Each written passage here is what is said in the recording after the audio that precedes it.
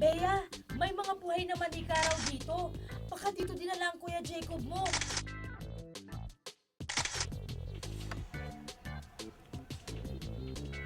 Mga manikang modelo? Asian ball-jointed dolls pala ang tawag sa mga manikang ito, Bea. Meron kasing ball joints ang mga parte ng katawan nila tulad ng leeg, siko, at tiyan. Kaya pwede silang igalaw para sa iba't ibang posisyon. Mukha silang mga totoong tao, no?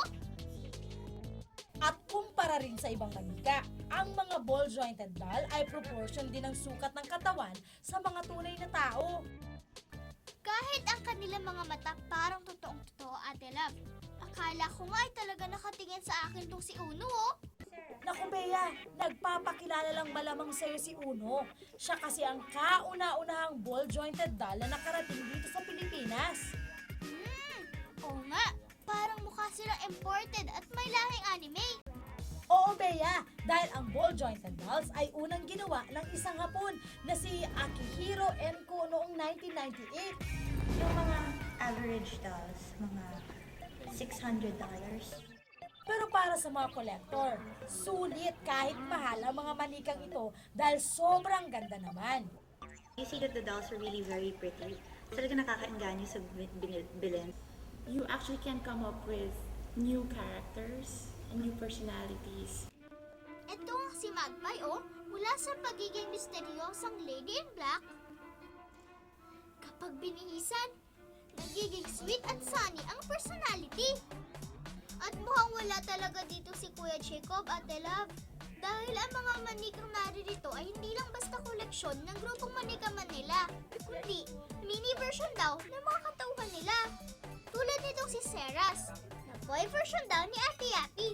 Tingyo, parehas pa silang pula ang buhok. At Bea, kung minsan daw, mas daig pa ng mga manikang ito ang mga totoong tao sa pagmomodelo. Kasi wala silang masamang anggulo eh. Diba? Hindi sila tumataba on screen. Hindi sila nagkakaroon ng pimples. Diba?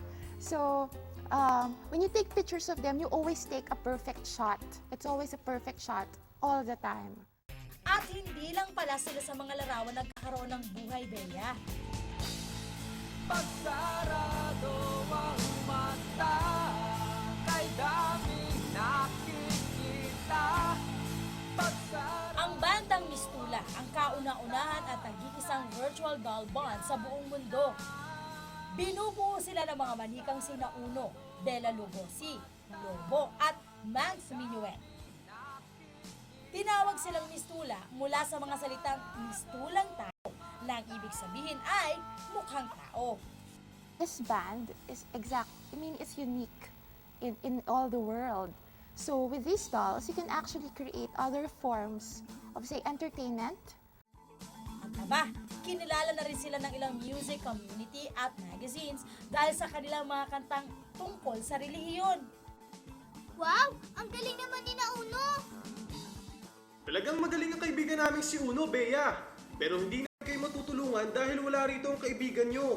Diba, Shuri? Tama si Kiran. Hawak pa rin si Jacob ng inyong kalaban. Kaya magmadali na kayo.